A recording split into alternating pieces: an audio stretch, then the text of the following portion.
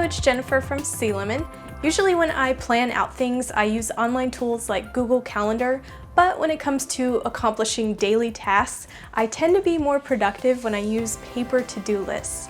There is something really satisfying about crossing stuff off a list, and I found I'm much more productive when I write and check stuff off. I'd love to know what your preferred method is for keeping track of things you need to get done, so leave it in a comment below and hit that like button if you also like paper to-do lists. If you're the same way, here's a fun way to make your own custom to-do list pad. I'll be using disc binding with these, which is a great alternative if you want a reusable binding system where you can just refill the pages as needed. But in case you don't have the disc or punch, you can also make these with regular craft or school glue, just like I showed you in this DIY Notepads tutorial right here. Just follow the same steps and use glue instead of discs. For your reference, I will put a full list of the supplies I used in the description below, and if you want to use the same template I'm using for the pages, you can find that link in the description below as well.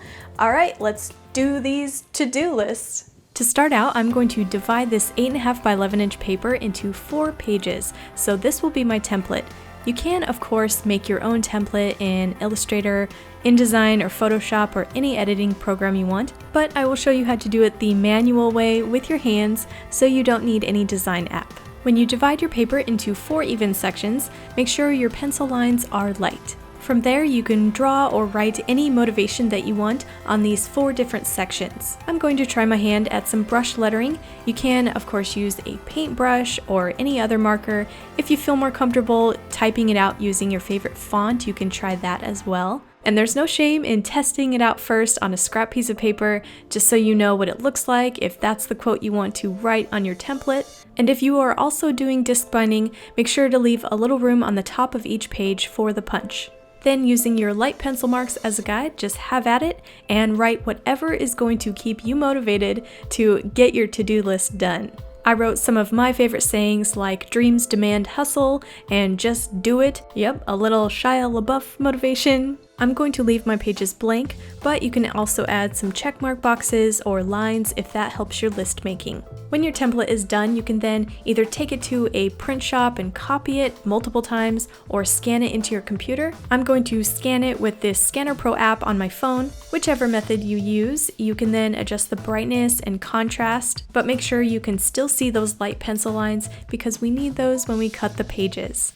You can then print that file on the same letter size paper, which is 8.5 by 11 in this case. I'm going to print this out on 16 pieces of neon bright colored paper. You can do this on any paper color of your choice, whatever you think will keep you motivated.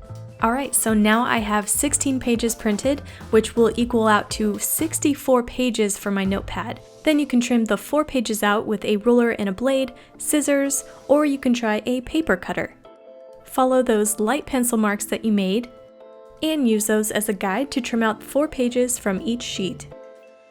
Repeat that step on all of your paper until you have all your pages cut out. This part is optional, but if you want a back to your list pad, you can use a piece of chipboard or recycle a piece of food packaging box. Use one of your pages as a template and trace it onto the chipboard, and then trim it out. Depending on how you like your list pad, you can then put your pages in any order you'd like. I like things kind of random, and to keep the list pad interesting, so I don't know which quote is coming up next, I'm just going to shuffle these in a very random order. Then if you are gluing your list pad together, you can go ahead and do that step from that tutorial I mentioned, or if you are using disc binding, just punch your pages and your board. The chipboard might take a couple of goes, but it does go through. Then with your paper, you can punch about 8 sheets at a time. If you need some reference, I set the punch just a little bit below the A5 size setting so that I would punch 4 disc holes, which I think worked well on this size of paper.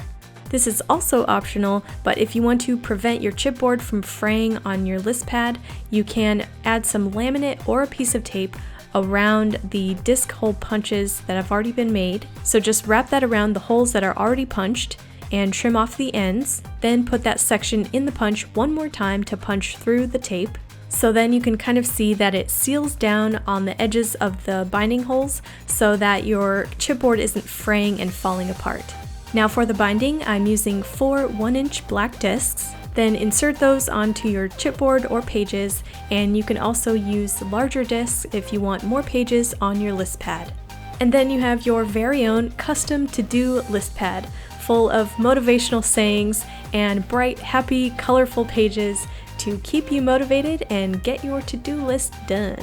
And if you are already using disc binding on something else like a notebook, this works great because it's already punched, and if you want to add your list into a notebook, you can easily do that. I like to put mine up there on the right to keep a reminder of what I'm doing, and so I have the space around it to write and sketch. Disc binding makes your pages really versatile, so you can take that out if you want to and add it back into the original list pad. And you can continue using the same binding and easily refill the pages. I hope you try these out for your own to-do lists. These bright colors and fun motivational words will definitely keep me productive. Feel free to use these ideas to make your own version, and if you do, I would love to see your project pictures, so share those on my social links and follow me while you're there. Be sure to subscribe to my channel heysealemon for more DIY. If you want to see more about disc binding, I recently made a video all about it, and you can check that out right here. For more motivation to get you going, try these motivational art projects in this video over there. These links will be in the description below. I will see you guys next time.